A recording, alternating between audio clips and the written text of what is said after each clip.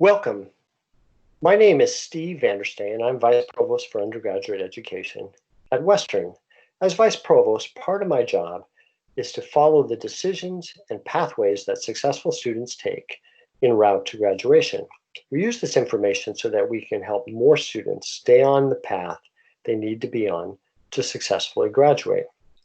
I also am the director of our academic first-year programs like the First Year Interest Group, or FIGS, and other academic first-year programs designed to help students have a great first term. I always teach new first-year students myself, and I'm the parent of two recent college graduates. Based on all this information, New Student Services asks me to provide tips for students and their families regarding how students can get off to a great start at Western. My first tip is pretty simple. I simply recommend that you relax. You've chosen a great university. Nationwide, only about half the students who start a college education finish one. But there are universities that are much higher or lower than average in this regard. And fortunately, Western is rather fabulous with respect to the percentage of students who graduate. In fact, over 90% of new first-time students go on to earn some form of a college degree, and about 70% graduate with a bachelor's degree from Western, which is an enormously high graduation rate, given that there are always students who decide they want to study something that Western doesn't offer.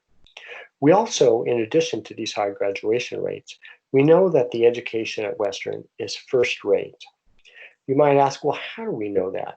I study a variety of metrics associated with this, but the most important one, or my favorite at least, is the Survey of Earned Doctorates, or SED. Now, this is a National Science Foundation metric which tracks the number of students from universities who go on to earn a research PhD. Now, you might be thinking, I don't want to be in college 12 more years, and I can understand that. But I want to know, is the education you're going to get at Western good enough that you could go on to earn a research PhD if you wanted to? And we know because of the Survey of Earned Doctorates that we could, or you could. In fact, there are 560 public and private master's granting institutions in the United States, and we're number 9 in the top 1% or top 99th percentile, however you want to frame the metric, for the number of our students who go on to earn a research PhD. So we know the undergraduate education you're about to receive is first rate. We have other similar metrics. We have very high rates of admission to graduate and professional schools, including med school and veterinary school, pharmacy school, law school. And we know that students are happy with the education they receive here. 80% of graduating seniors, in fact, tell us in their exit survey that they would come to Western again. My second tip touches on what you'll do at Western. And I will encourage you to follow your passions, but think about your future. Now, many students come to Western knowing their future goals. They are set on becoming a physician, on becoming a computer scientist, on becoming a creative writer, on becoming a musical performer. They have their goal in mind. Others discover their passions while they're here. I see this happen all the time with majors such as linguistics or neuroscience or anthropology, topics that students might not know much about when they arrive, but which they experience when they get at Western. And then, of course, we always have students who fall in love with English, philosophy, art history, or another humanities. Now, sometimes students say, well, how do I follow my passions if it's for a humanities degree and think about my future? Well, that would seem to be easier if I wanted to be a biologist or a computer scientist. Well, you can follow your passions and think about your future and be an English major or a history major or an art history major. In fact, some of the happiest and most highly paid alumni I know are English, history, and fine arts majors. But those students tend to be different than other fine arts and humanities majors because they thought about their future while they were at Western. Well, what kind of shape does thinking about your future in that manner require? Three things. Students who major in the humanities or the fine arts and tend to be job ready when they graduate almost always have had professional internships in the summer. In fact, the difference professional internships make is so great that we actually have two salary scales for our graduates. One based on the degree they have, and the other based on the degree and whether or not they had a professional internships in the summer. I recommend that there should be something professional on your resume every summer of every year of college. Now, the first year after your first year in college, it's often very simple, just an informational interview, maybe job shadowing someone that interests you. The next year, it's often a get in the door and make the coffee kind of internship. And then finally, that leads to a professional internship, which can lead to work, to networking, to job offers, extremely important. We also know that many of the humanities and fine arts majors who leave job ready have a technical minor. Now, a major in the humanities is usually 60 credits. Technical minor is 20 to 30 credits. Very easy to add a technical minor to a humanities degree in order to prepare for the job market after you leave. An obvious one is computer science, but there are many others. A lot of students use our internet studies programs to get a certificate, and we actually provide professional certificates as well as minors in these areas, in web design, technical writing, and related fields. Other students study statistics, data science, math, and are become ready for the workplace this way. Fine arts and humanities majors who are ready for the job market often are different in that they really use the Career Center. They don't just go, they use it.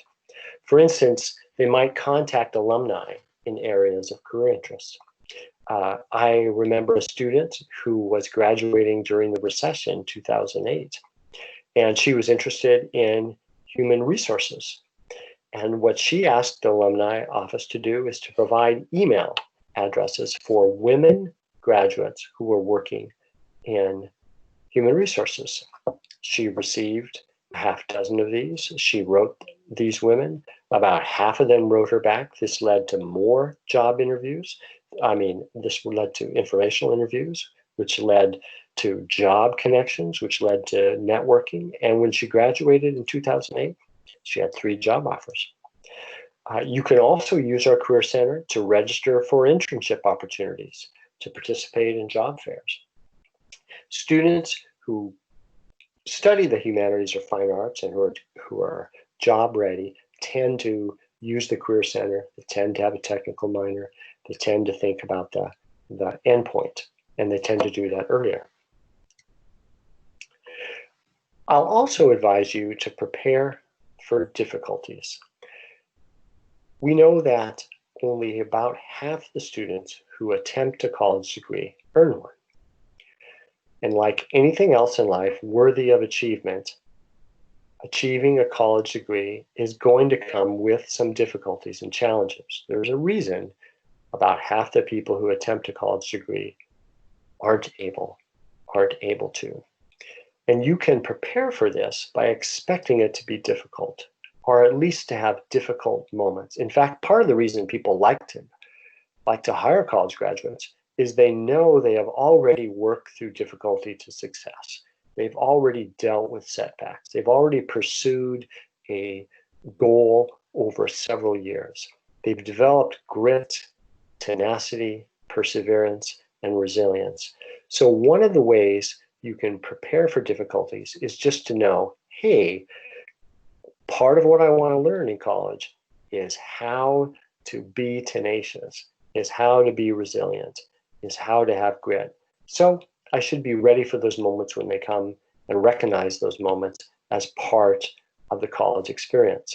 I'll also encourage you to have a plan. Now, for any plan for handling difficulties, there should be 3 pieces.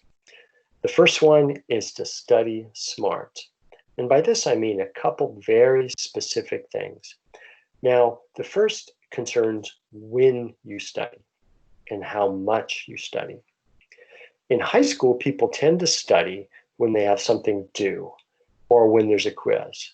Consequently, good high school teachers have something due almost every day to make sure students are studying every day. Well, in college, you might not have anything due for a month, and many students mistakenly assume they don't have any homework. Other students know they have homework, but they don't really know what they should do. Well, I can help you with that. First is, you know you're going to have to study, even if nothing's due. So study like it's your job. Don't wait for anything to be due. So what does that mean, studying like it's your job? Well, if you had a job, you would have to show up at particular hours on a regular schedule. I encourage you to do exactly the same.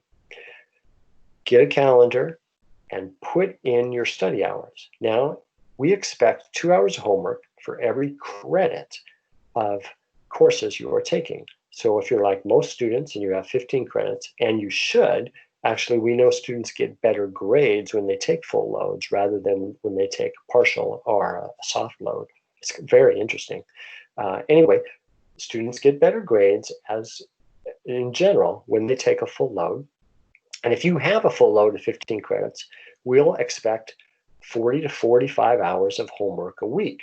So what you do is you take your calendar, you mark in your class times, and then build in 40 to 45 hours of homework around those. And then you show up to study like it's your job. Well, what should you do when you're studying? Most students study by rereading their notes, their lecture notes, and their textbooks. But actually, there's a much smarter way to study, which is to quiz yourself. Neuroscientists have shown over and over and over and over that students are much more likely to retain and, importantly, to be able to recall information if they quiz themselves. So make quizzes for yourself, quiz your friends, have your friends quiz you, join study groups so you can quiz each other. And I recommend many of the flashcard apps that you can put on your phone or computer. Many of these have flashcard sets already made for the textbooks you'll be studying. I also will encourage you to study for understanding. The flashcards might help you remember a definition or an association, but they're not going to be sufficient for understanding a concept. If you can understand a concept, you can make it simple. You can provide a simple gist or explanation. You can also provide examples, and you can teach it to others, and doing so is one of the finest ways to really cement knowledge deeply for yourself. Quiz yourself, study like it's your job, study for understanding. And that means making concepts simple, providing examples, teaching them to others. So if the first part of a plan to prepare for difficulties is to study smart, the second is to get help. And the first place to get help is a professor's office hours.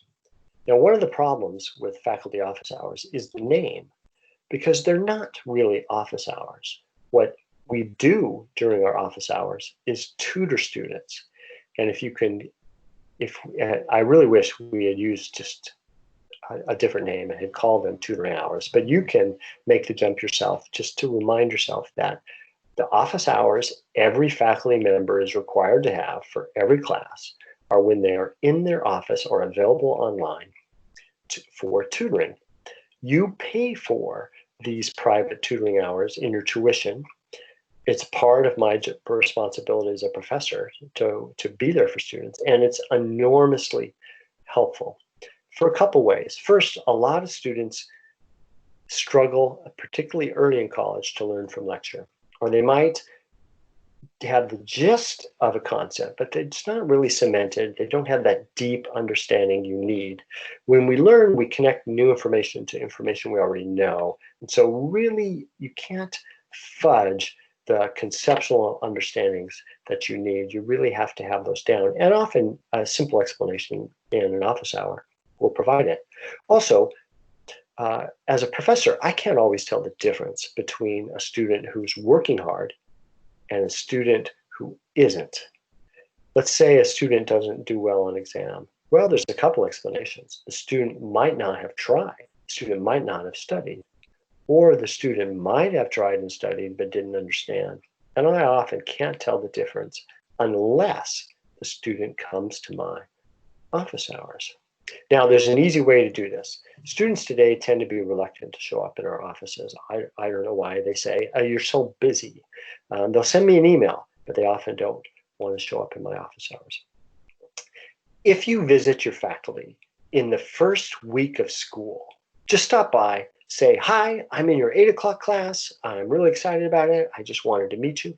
If you do that in the first week of school before you have any questions or anything you don't understand, then it'll be easier to visit your professors when you do need help. So try my advice, stop by and visit in the first week. That should make it easier to come when you need help, when you need understanding. Where else can you get help? You can go to the tutoring center, the writing center, the student technology center, the counseling center. All of these are free, all of these are available, and we actually study these, and we know the students who use these resources get better grades than students who don't. Third part of a plan is taking care of yourself. Students who are successful are often healthy. Now, that begins with good sleep. We learn the best, we are most attentive, and we are most responsive when we have good sleep. So that really needs to be prioritized. How else to take care of yourself? Use the counseling center to help with your motivation, help with your emotional health, just to build on your strengths. You don't even need a problem to have to go. And then keep motivated. And motivation is something that can be nurtured. It's something that can be strengthened. Two simple ways to do that is one is to remember why you're here. If you have a goal, if you have a place you want to be in 4 years, if you want experiences you want to have, remember why they're here. You might not like math, but you want to work in a healthcare field, and you need math to be able to be successful in chemistry. And you need chemistry to get to the healthcare field that you're interested in. Remember that goal, the prize at the end, that can help you get there. Another great way to nurture your motivation is to remember who's counting on you. I had a student who had a photo of her grandmother she kept on her desk. And I said, why? Why is that? She says, that's the person I want most to make proud, to be proud of me. And I study until I'm tired, and then I look at that photo of my grandmother and I study a little more. I actually require all my first year students to make themselves a little inspirational board to put on a pegboard in front of their desk. And often it'll have inspirational sayings, or they'll put photos of people who are counting on them, or they'll put a goal they have, and just so they can nurture their motivation and stay and keep the incentives and stay motivated in college. Also, finally, my final is to encourage you to get your money's worth. Now, this might be a funny tip for a presentation like this, and it comes from a student of mine who I know was an English major, but I saw her at a business event, an event put on by our business college. And I asked her, hey, are you minoring in business? And she said, no, I'm not minoring in business. I just go to everything. I'm going to get my money's worth. And I thought, what a great attitude. What a great way to go to college. And the more I thought about it, well, what would you do at Western? What would you do if your goal was to get your money's worth, to get as much as possible out of the college experience? And I think it's pretty simple. You would use campus services and you would get involved. So campus services, those are the rec center, the multicultural center, the counseling center, the outdoor center. These are all free. And if you were really trying to get your money's worth, you might use them all. And then how would you get involved? Well, you could join dorm council. You could join an AS club. You could join a club sport or an intramural athletics. You could get a job as a student. You could work as a, you could work on any of our student publications. You could participate in the arts. There's just a million things you could do at Western to get involved and to get your money's worth. So welcome to Western. Those are my tips for students and families. We are a great university, and you've done well to choose us. I advise you to follow your passion, but to think about your future, to plan for difficulties, and to do that by studying like it's your job, studying for understanding, asking for help, staying motivated, and staying healthy. So welcome. I hope you get your money's worth. Thank you, and I'll look forward to seeing you on campus.